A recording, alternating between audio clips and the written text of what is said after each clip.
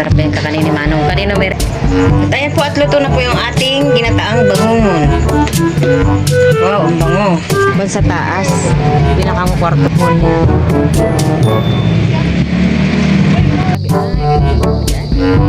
Si Manong yan ah.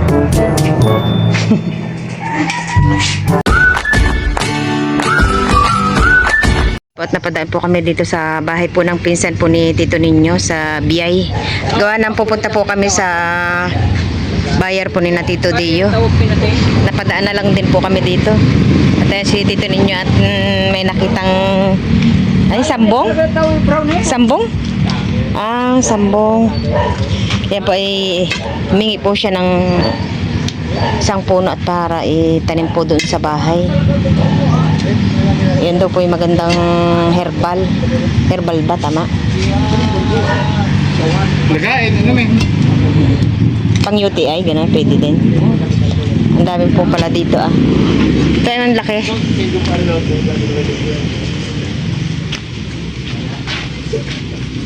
Dapat kinuha na po niya yung isang puno. Ganda ng bahay niya, no? Cute. Yan po yung pension ni Tito Ninyo. Yeah. Kumain lang mo kubo-kubo. Cute po ng bahay niya. Magandang pintura, chocolate red. Hindi na pintura. Ha? Kahit kubo-kubo? Bali po ay may kubo-kubo din po siya doon. Parang pinagsama na yung semento at saka kubo. Isa lang niya po dito. Magandang pintura ito. Waterproof. May waterproof pintura. Kami na naman mami niya si galon niti. Sigal. Ha? Ganda ng kubo niya. Pinturan mo? Ang pa mo ko ka Mindoro, di ko tara. Ya, bala ka pa ina ko ng Mindoro. Hindi na Mindoro. Quick dry namin, templado na. Apple green. Green maganda na. Apple green sabi lang dito. Bayo. Hindi mo patid kayo. Bayo, tekbo ko mo. Ya, kahit na magbukod, kasi try namin lang tao. Okay na bukbukon. Kaya na, mga tilay bukbok. Pati na ito may lalo.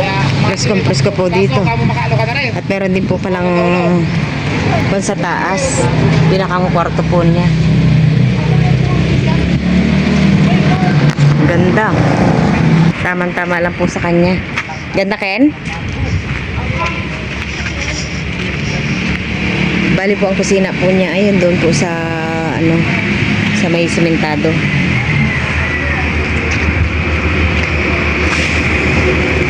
Lawak po ng lupa niya. Ito lang po ito sa may Biyay.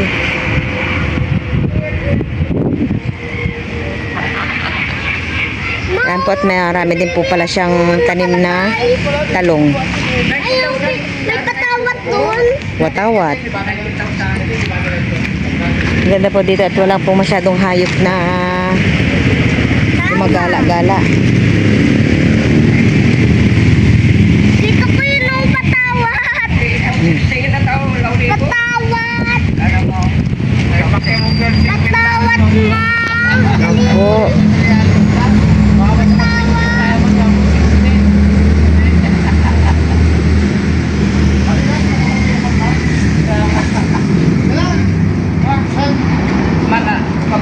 Yan po kami ay uuwi na. Ay, dadaan na lang yan mo. Baka makalimutan natin mamaya. Oh, sige din, kunin mo na. Maganda po ito at medyo malaki-laki na po yung kanyang puno. Madali na pong mabuhay. At ang dami din pong suwi. Sambong.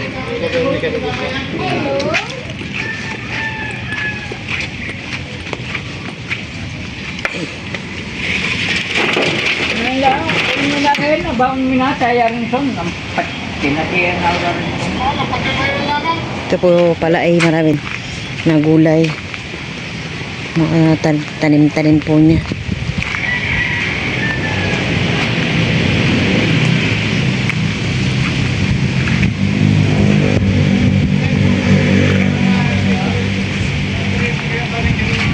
Lap ng hangin.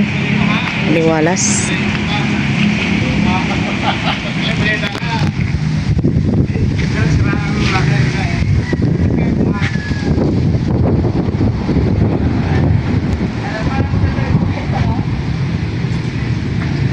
Alam pa ini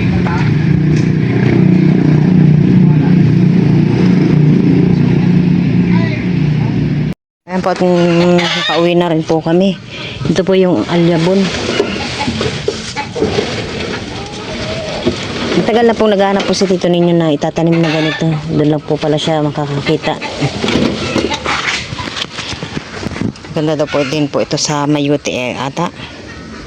Dito po sa likod ng bahay ay nagkukay na po si tito ninyo. At itatanim niya na po itong alyabon. Alyabon ba? Ay, Dito sa atin alyabon, sa Samban. Ito sambong ito. sa kwan ay sa Tagalog ay sambong ano. Buhay kaya yan? Mabuhay yan. Bakit lagi-lagi na yung umuulan? Buhay May siguro. ulan na. Pinapatay na nga nila yan, nabuhay pa. Pinagpuputol na nga nila yan. Gamot ba para saan yan? UTI? Maraming gamot yan. Sa mga ano? Ang alam po doon sa Mindoro, nilalaga yan sa mga... Dati, pag ano yung masakit ng balakang ko din dito, maghingi ako dyan ng dahon. Ayan po, at tinanim ko po yung pinya. Ah, komplementary rin yan. At ayan po, at tumubo na po itong ubi po ni tito ninyo. Ito talaga yung ubi? Hindi ito ubi? Ito yung ubi na kulay ubi. Ilang taon yan bago mahukay? Isang taon. Isang taon pa? Tagal pa pala. Ito ay dalawa. Di kaya pag ano ay lumaki, masukal naman dito sa likod. Hindi. Ay, meron pa doon. Opo. Tatlo. Linisan ko. Mabilis dumami yan. Ito nga, ang daming kwanto. Ito isa, ang daming tumutubo-tubo sa may kanyang puno.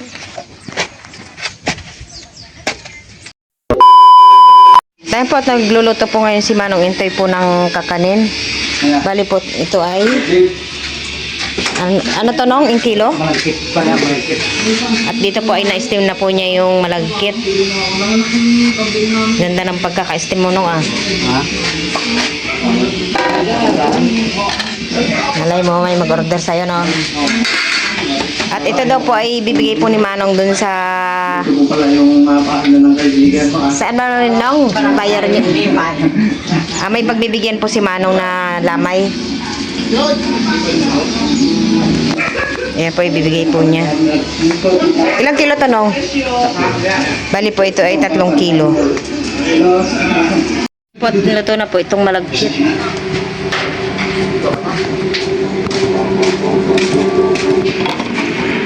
Dito naman po yung gata. Bali, ang nyug po niya ay... Ilang nyug to, Nay? 5. Bali, 5 nyug po ito. Gumawa tayo ng Billy account. So, just download the Billy app. Dito naman po ay naumpisa na din po ni Manong na itunawin po itong panutya. Bali, sinabay na rin po sa gata. Pag yan po ay natunaw na po yung panutya, pwede na po din po ilagay yung malagkit. Si Ken ay busy manood. Yan po ngayon ay walang pasok.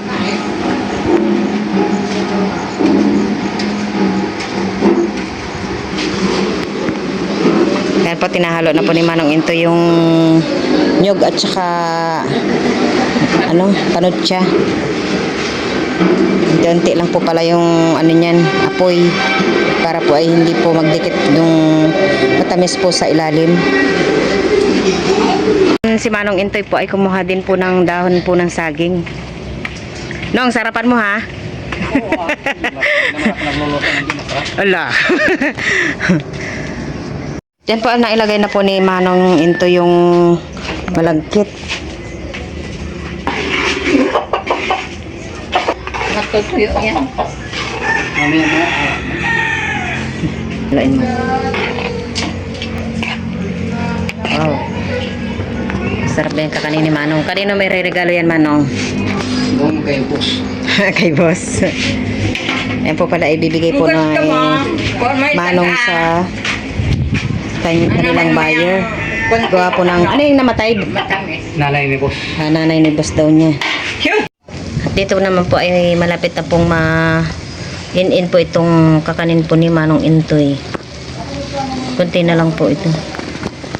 Yan po, ilalagay na rin po niya sa bilao.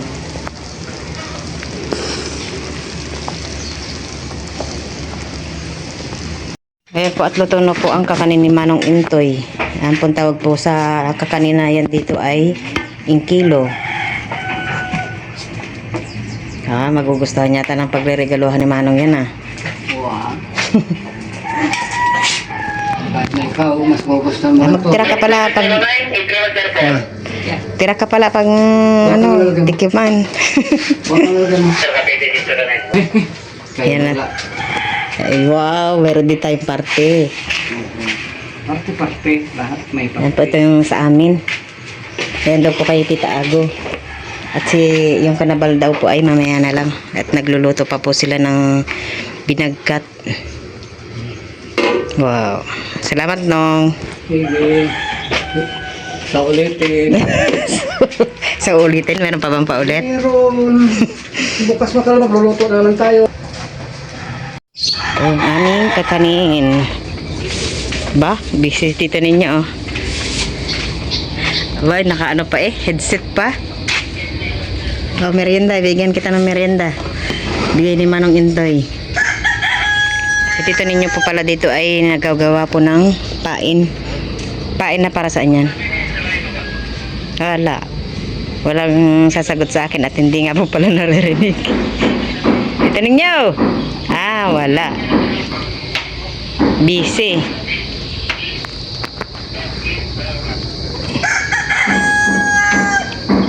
Yan po yung kanyang ginagawa na pain. Pakihanap mo yung gunting. Kaya po at perfect na perfect po ito sa kape. Ako po ay magtitimpla po ng kape po niya, namin dalawa ni tito ninyo. Kaya po at ako ay nakapagtimpla na po ng kape. Sa akin po ay black coffee. Kay tito ninyo naman po ay meron pong gatas. Ayoko po na may gatas. Kaya po at tayo magmimerienda.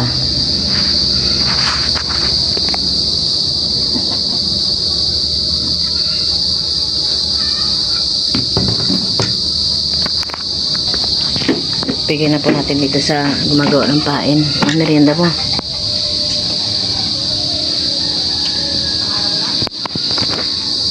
Ganda sigurong tugtog ang pinapakinggan nito. Ito ninyo. Ay.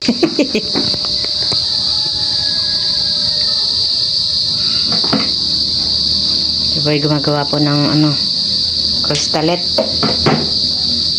Anong kwan yan? Dapat yun? Ito po pala yung kanyang ginagawa. Ang gagawin mo dito?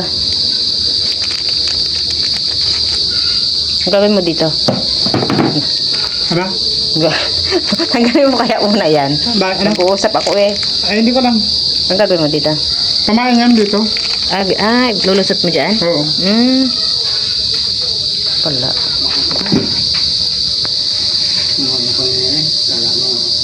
Yan po, nakakalat po lahat ng gamit dito ninyo.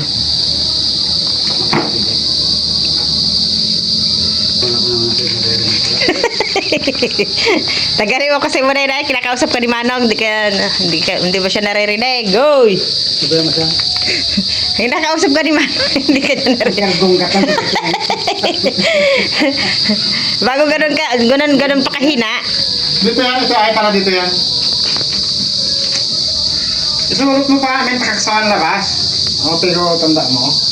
No, makalamok ka lang. Gusto nga narikargo ko.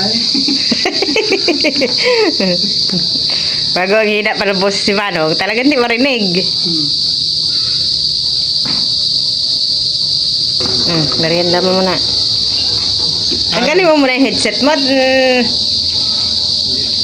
Sasang ko na po yung malamig na yan. Ano siya nagkatawin? Mamay mo. Ano ka mo? Ala. Sama ka. Ha? Sama ka. Anong oras? Sama. Di-deliver? Magdadala ng kakanin? Anong oras mo dalhin nong?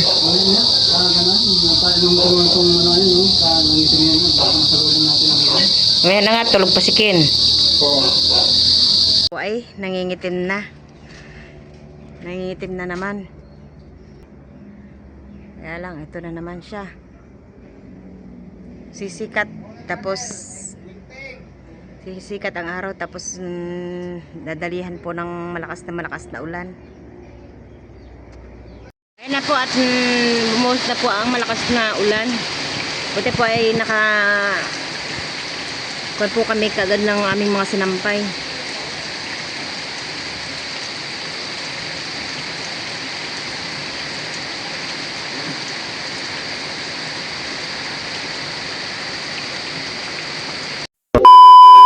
Ay tapos ko na pong tanggalan po ng shell itong ating bangungon.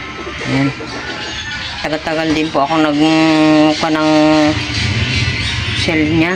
Medyo may pagkamatigas po pala. At ito naman po yung ating ricado. Meron po tayong bawang, sibuyas, luya, at saka po meron po tayong siling green at saka dahon ng sili.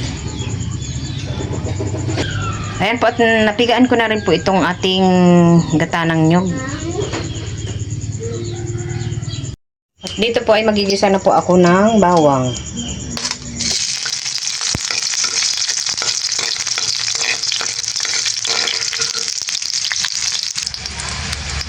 Sibuyas.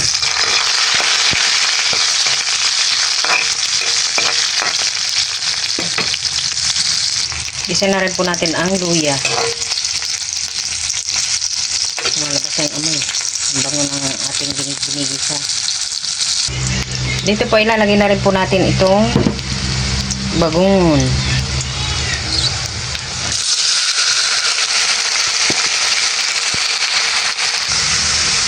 Sarap po sana ito pag mayroong papaya.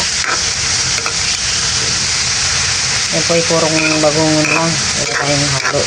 Kundi yung dahon po ng sili lang.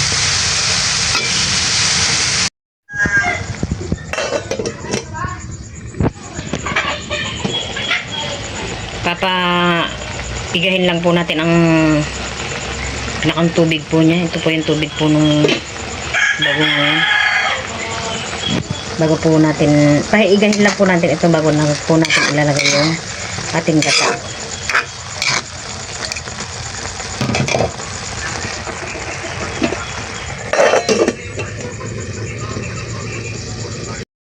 Dito po ay medyo naiganap po yung ating bangungon.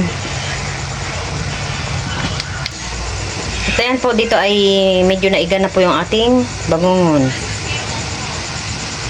Lalagay na po natin yung gata. Mukhang naparami yung ating nyug. Lagay na natin lahat. Lagay na rin po natin itong ating sili. Ating dahon ng sili. At itong siling green.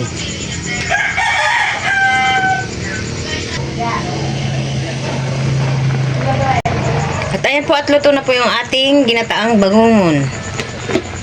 Wow, ang bango. Ang sarap.